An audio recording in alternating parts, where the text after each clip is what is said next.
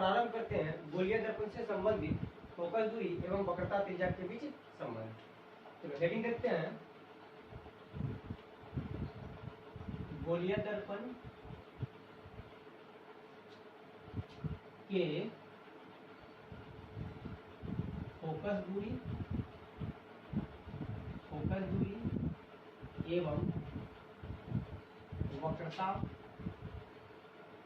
त्रिज्या के बीच संबंध। ठीक है,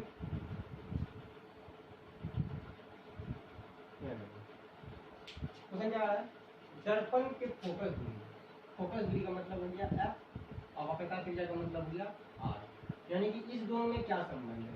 ठीक है, गोलीय दर्पण दो प्रकार का होता है, बताएं। एक होता है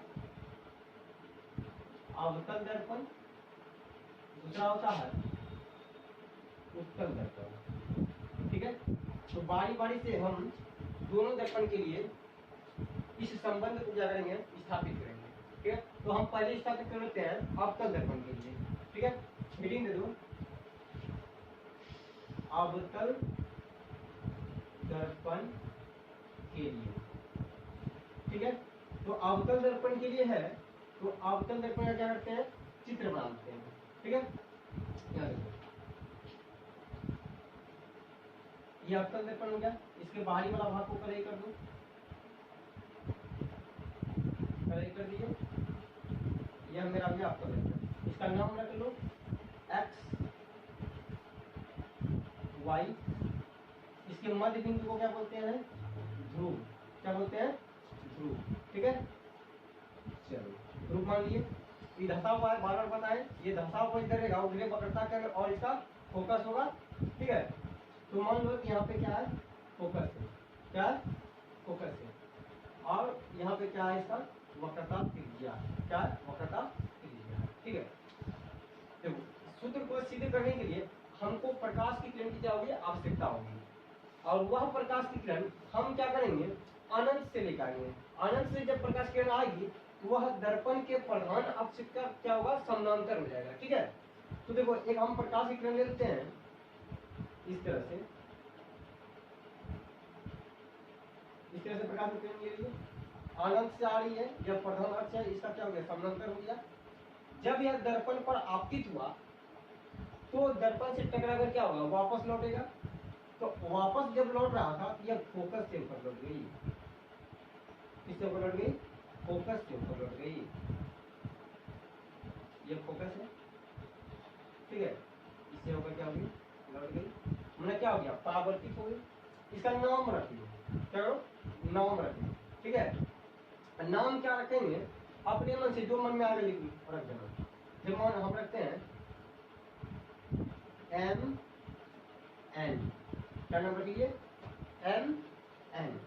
ठीक है, अब करना क्या है, यह बिंदु जो एन है, इस बिंदु से वक्रता केंद्र पे लंब डाल दो। क्या करना है, वक्रता केंद्र पे लंब डाल देना है। ठीक है, यहाँ करो, यह मेरा बिंदु सी है, इस बिंदु से एन बिंदु को क्या मिला दिया, मतलब समझना है कि एन बिंदु से हम वक्रता केंद्र पे क्या किया, लंब डालिए।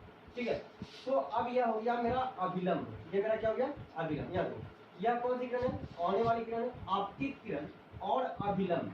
यह अभिलंब हो गया, यह आपतित किरण हुआ, इसके बीच जो कोण बना मेरा क्या बन गया, आई बन गया। क्या बन गया, आई बन गया। ठीक है, यह हुआ तुम्हारा परावर्तित किरण और यह अभिलंब। ठीक है, यह परावर्तित किरण और यह अभिलंब, इस दोनों के जो बीच कोण बना वह मेरा क्या हो गया, आर। ठीक है, आपतित किरण के साथ जो कोण बना वह आपतन कोण हो गया, और परावर्तित किरण के साथ जो कोण बना वह परावर्तन कोण हो गया। ठीक है, याद रखो, एक लाइन के दूसरे साइड, एक दूसरे साइड में, जैसे आई इधर है, ठीक है, इसका दूसरा साइड यहाँ है ना, आई यहाँ पे है, इसका दूसरा साइड यहाँ पे है, तो इसको हम बोलते हैं एक दूसरे साइड में अगर कोई कोण बराबर हो उसको बोलते हैं एकांतर कोण। क्या बोलते हैं उसको, एकांतर कोण। ठीक है, उसको क्या बोलते हैं, एकांतर कोण। ठीक है, तो अब हम देखते हैं, यहाँ पे यह F है और यह P है, इस दोनों के बीच की दूरी हम बताए थे छोटी f होता है, इसी का नाम क्या है, फोकस दूरी। इसी का नाम क्या है, फोकस दूरी। ठीक है, और यह वक्रता केंद्र है, यह ध्रुव है, इस दोनों के बीच की दूरी को हम बोलते हैं वक्रता त्रिज्या मतलब इस कैपिटल आर, ठीक है, इस दोनों के बीच की दूरी क्या बोलेंगे, कैपिटल आर। अब देखो जो सब दर्पण में क्या है दिया हुआ है ना, दर्पण में जो सब दिया हुआ है उसको हमको लिख देना है परिभाषा के रूप में। जैसे मान लेते हैं, हम लिखते हैं कि मान लेते हैं एक मेरा अवतल दर्पण है, क्या किया, एक मान लेते हैं कि मेरा क्या है अवतल दर्पण है, तो लिख लेते हैं माना अवतल दर्पण का नाम देखो, यहाँ x है यहाँ y है, तो लिखेंगे एक्स वाई, क्या माना एक्स वाई एक अवतल दर्पण है, क्या लिखेंगे एक अवतल दर्पण, एक अवतल दर्पण है, ठीक है, चलिए ये मान लिया क्या है अवतल दर्पण है, ठीक है। दूसरा बात दिखाएंगे इसी में मिला करके जिसके प्रधान अक्ष, ये है प्रधान अक्ष, चलेंगे जिसके प्रधान अक्ष, जिसके प्रधान अक्ष, ठीक है, ये किरण समांतर ना आ रही है, के समांतर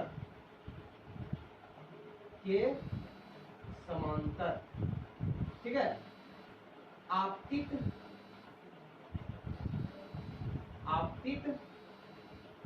प्रकाश की किरण, नाम रख लो MN, ये ना है MN, दर्पण से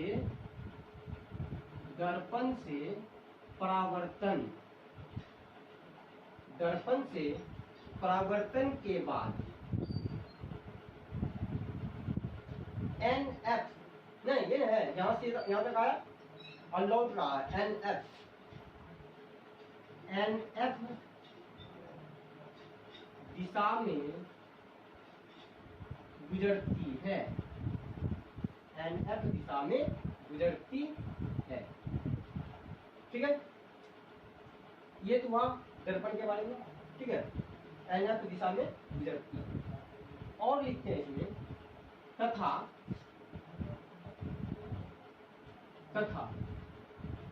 आपतन बिंदु, आपतित हुआ तो आपतन बिंदु हुआ, तथा आपतन बिंदु N से दर्पण की वक्रता त्रिज्या, दर्पण की वक्रता त्रिज्या, सॉरी वक्रता केंद्र, वक्रता केंद्र C पर लंब डाला, ठीक है, कितना लिख देना, पहले समझ लेते हैं। माना एक्स वाई एक अवतल दर्पण है, एक्स वाई मेरा क्या हुआ अवतल दर्पण हुआ, जिसके प्रधान अक्ष के समांतर आपतित प्रकाश की किरण MN, आपतित प्रकाश की किरण MN दर्पण से परावर्तन के बाद NF दिशा में गुजरती है, ठीक है, तथा आपतन बिंदु N, यहाँ पे किरण आई है इसलिए इसको क्या बोले आपतन बिंदु N से दर्पण की वक्रता केंद्र C पर लंब डाला, N से यहाँ तक क्या किया लंब डाल दिया, ठीक है। अब देखो इसमें दो तीन बात लिख देना है, I मेरा क्या हुआ, R क्या हुआ, नहीं F क्या है, R क्या है, ठीक है, तो लिख देना है, ठीक है, ठीक है, चूंकि कहना है चूंकि स्मॉल f क्या है, स्मॉल f अवतल दर्पण की वक्रता त्रिज्या, चलेंगे अवतल दर्पण की, अवतल दर्पण की f में है अवतल दर्पण की फोकस दूरी, क्या बोलेंगे इसको अवतल दर्पण की फोकस दूरी, ठीक है, और एक R है, R को बोलेंगे क्या वक्रता त्रिज्या, तो बोलेंगे अवतल दर्पण की वक्रता त्रिज्या, ठीक है, दो लिखेगा। अब हम बोलेंगे इस, यह मेरा क्या प्रकाश का परावर्तन चैप्टर में है, तो हम बोलेंगे प्रकाश के परावर्तन नियम से, क्या बोलेंगे प्रकाश के परावर्तन नियम से, ध्यान रखो क्या बोलेंगे प्रकाश के परावर्तन नियम से, तो क्या होता है आपतन कोण बराबर क्या होता है परावर्तन कोण, मतलब कि आई बराबर क्या होता है आर, क्या होता है आई बराबर आर, ठीक है। आई देखो कौन सा कौन है यहाँ पे है, देखो एम एन सी ना, एम एन सी, इसी के बीच में कौन बना है, इसको बोलेंगे कौन एम एन सी, क्या बोलेंगे M N C, M N इधर से आगे यहाँ सी, यह आ गया आई है, उसके लिए हम लिख दीजिए बराबर आर, देखो कहाँ है ये आर है, तो क्या बोलेंगे सी एन एफ, क्या बोलेंगे सी एन एफ, ठीक है, क्या बोलेंगे सी एन एफ, सी कौन बोलेंगे कौन सी एन एफ, ठीक है, इसको बोलेंगे समीकरण 1, क्या बोलेंगे इसको समीकरण 1, ठीक है।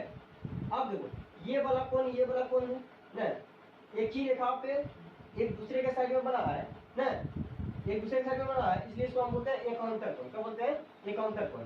मतलब कि यह जो एम एन सी कोण है तो वो हम कोण मेरा क्या है एन सी एफ, क्या है एन सी एफ, क्या है एन सी एफ के बराबर है ना, तो हम बोलेंगे क्योंकि या ऐसे बोलेंगे या कोण एम एन सी बराबर एम एन सी, यह आई है यहाँ भी आई है, तो क्या बोलेंगे देखो जो कोण के लिए हम प्रयोग कर रहे हैं उसको बीच में रखते हैं, इसलिए आई यहाँ पे है तो हम क्या बोलेंगे एन सी एफ, क्या बोलेंगे कोण एन सी एफ, समीकरण 2, ठीक है। इसको क्या बोलोगे एकांतर कोण बोलोगे, क्या बोलोगे एकांतर कोण बोलोगे, क्या बोलोगे एक वाकांश, ठीक है, एकांतर कोण बोलोगे, क्या बोलोगे एकांतर कोण, ठीक है। अब देखना है समीकरण 1 और 2 को देखो, ये दोनों देखो क्या आपस में बराबर है, अगर यह दोनों बराबर है तो यह दोनों भी आपस में क्या होगा बराबर होगा, तो हम बोलेंगे समीकरण 1 एवं समीकरण 2 से, ठीक है। तो क्या अगर यह दोनों आपस में बराबर है तो यह दोनों भी आपस में क्या होगा बराबर होगा, तो समीकरण 1 पहले है तो पहले वाला को लिखेंगे कोण सी एन एफ बराबर कोण एन सी एफ, पहले इसको लिख दिया उसके बाद इसको लिख दिया बराबर कर दिए, इसको बोल देते हैं समीकरण 3, क्या बोलते हैं समीकरण 3। अब कुछ नहीं करना, ध्वजा लगा नहीं लगाना है, देखो इस दो कोण को क्या करो, देखो इस चित्र में क्या करो, इस दोनों कोण को देखो सी एन एफ कौन सी एन एफ, क्या देखो सी एन एफ को देखो, क्या करो सी एन एफ को देखो, कुछ नहीं सिर्फ देखना है, तो सी से यहाँ चलो, ठीक है, सी से एन के पास चलो, यहाँ देखते रहना है बहुत इंपॉर्टेंट है, एन के पास चलो, एन से बोल रहा है एफ के पास चलो, एन के बाद एफ के पास चलो, एफ का पता नहीं, ठीक है। अब तो कहीं जाने नहीं बोल रहा है, इसको क्या करना है यही देखना। अब बचा कौन सी बचा, यहाँ देखो एफ सी बचा, क्या बचा एफ सी बचा, ये क्या बचा सी एफ बचा, तो उसके नीचे में हम लिख देंगे सी एफ, क्या लिखेंगे इसके नीचे में क्या लिख देंगे सी एफ, ठीक है बराबर, उसके बाद चलते हैं क्या कौन है एन सी एफ, चलो देखते हैं एन है चल रहे हैं सी के पास, ये चलो सी के पास चलो, आगे सी के पास, उसके बाद क्या है एफ, बोला एफ के पास चलो, ठीक है, एन से सी के पास आई, सी से एफ के पास है, अब बचा कौन सा एन एफ, ये दोनों क्या हो गया ये बच गया, इधर नहीं बोला जाएगा नहीं, इसको हम क्या बोलेंगे एन एफ, क्या बोलेंगे एन एफ, तो यहाँ पे हम क्या लिख देंगे एन एफ, क्या बोलेंगे इसको एन एफ, ठीक है, इसको क्या बोलती है एन एफ। अब देखो सी एफ ये वाला भाग हुआ, एन एफ ये वाला भाग हुआ, अगर मान लो कि यह जो बिंदु एन है अगर पी के पास रहता तो क्या होता, मतलब ये हुआ कि अगर दर्पण का द्वार छोटा होगा तो क्या होगा, मतलब यह एन बिंदु अगर पी के पास आ जाए तो समझ लेना है दर्पण का द्वार क्या है छोटा है, ठीक है। तो हम लिख देते हैं जब दर्पण का द्वारक छोटा हो, क्या हो छोटा हो, ठीक है, यानी कि यह एन बिंदु पी के पास आ जाए, ठीक है, यह एन बिंदु पी के पास है, मतलब क्या हो गया एफ से जो एन के बीच की दूरी थी वह दूरी हो P से F के बीच ना, मतलब F से N के बीच की दूरी बराबर क्या हो जाएगा, F से P के बीच की दूरी। क्यों? क्योंकि यह N बिंदु किसके पास आ जाएगा, P के पास आ जाएगा। तो हम लिख सकते हैं NF जो बिंदु था, यह NF जो मेरा दूरी था, वह दूरी हो गया क्या, PF, P से F, इसको हम क्या बोलेंगे, PF। क्या हो गया मेरा, PF हो गया। क्या हो गया, PF ना। यह बिंदु यहाँ तक था, ठीक है, यहाँ से यहाँ तक था, यह यहाँ पे आ गया, कहाँ आ गया, यहाँ पे आ गया। तो यह वाला रेखा इस रेखा पर आ गया, मतलब F से P के बीच की दूरी हो गया। तो NF बराबर क्या हो गया, PF हो गया, ठीक है। तो देखो CF बराबर क्या लिखें, CF बराबर क्या लिखें, PF। NF के जगह क्या लिखते हैं, NF के जगह क्या लिखते हैं, इसके जगह क्या रख दिए, PF रख दिए, क्या रख दिए, PF रख दिए, ठीक है। चूंकि याद रखो, चूंकि CF बराबर, याद रखो CF यहीं तक है ना, CF यहीं तक है। अब कुल इसकी दूरी कितनी है, CP, कुल कितनी दूरी है, CP, ठीक है, कुल कितनी दूरी है, CP। ऐसे समझ लेते हैं इस तरह से कि कोई मेरे पास एक लंबी रस्सी है, इस तरह से लंबी रस्सी है, ठीक है, इसकी कुल लंबाई 10 सेंटीमीटर है ना, और एक यहाँ पे है, एक 30 सेंटीमीटर, एक की दूरी कितनी है, मान लो यह x है, यह क्या है, मान लो 5 सेंटीमीटर है, ठीक है। हमको अगर x का मान निकालना होगा तो हम क्या करेंगे, इस पूरे वाला भाग में से जो 10 सेंटीमीटर है उसको 5 में क्या करेंगे, 5 को क्या करेंगे, घटा देंगे, मतलब कि 10 में से 5 को घटा देंगे, इसका मान निकल जाएगा। मतलब ये हुआ, इतना सा भाग अगर मान निकालना है तो यह पूरे भाग में इस भाग को हम क्या करेंगे, घटा देंगे, मतलब यह पूरा भाग घटाओ ये इतना सा भाग, तो इसका मान निकल जाएगा। मतलब CF बराबर हम लिखते हैं PC, क्या लिखते हैं, PC घटाओ, यह पूरा भाग हो गया, और उसके बाद इतना सा भाग को घटा देंगे, बचेगा यह वाला मेरा भाग, तो इसको क्या बोलेंगे, PF, क्या बोलेंगे, PF, ठीक है, क्या बोलेंगे, PF हो गया। तब लिखेंगे अब, क्या बोलेंगे इसको, अब। तो देखो यार ये हो गया, तो CF के जगह पे क्या रख देंगे हम, इतना सा रख देंगे, CF के जगह क्या रख देंगे, इतना सा रख देंगे, मतलब कि PC माइनस PF अब बराबर क्या है, PF है, बराबर क्या है, PF है। इस PF को उधर भेज दो, PC बराबर क्या हो गया, PF, ये माइनस में है, उधर जाके प्लस हो गया, यह PF हो गया। तो PC बराबर हो गया, यह एक जैसा है, दोनों जुट जाएगा, क्या हो गया, 2PF हो गया, ठीक है। अब देखो PF का मान कितना है, PF का मान है F, अब PC का मान कितना है, R, PC का मान है R, ठीक है, 2, अब PF का मान है F, क्या F, तो क्या हो गया, R बराबर क्या आ गया, 2F, R बराबर क्या आ गया, 2F। तो दर्पण का फोकस दूरी और R के बीच में क्या संबंध निकला, R बराबर क्या हो गया, 2F हो गया, मतलब कि वक्रता त्रिज्या जो है दर्पण की, वह फोकस दूरी की दुगनी होती है। क्या हो गया, दर्पण की जो वक्रता त्रिज्या है वह फोकस दूरी की क्या होती है, दुगनी होती है। या इसको दूसरे शब्दों में बोले, अगर F का मान निकालना है तो क्या हो गया, R/2 अब बराबर F, 2 कहां से है, यहाँ गुना में था, इधर आके भाग में गया, मतलब हुआ कि दर्पण की फोकस दूरी वक्रता त्रिज्या की आधी होती है। क्या होती है, दर्पण की फोकस दूरी वक्रता त्रिज्या क्या होती है, आधी होती है। यह हम सिद्ध किए अवतल दर्पण के लिए। और संबंध क्या है, तो F बराबर R/2 बोलो या R बराबर 2F बोलो, ठीक है, कहीं दिक्कत, ठीक है, रहेंगे।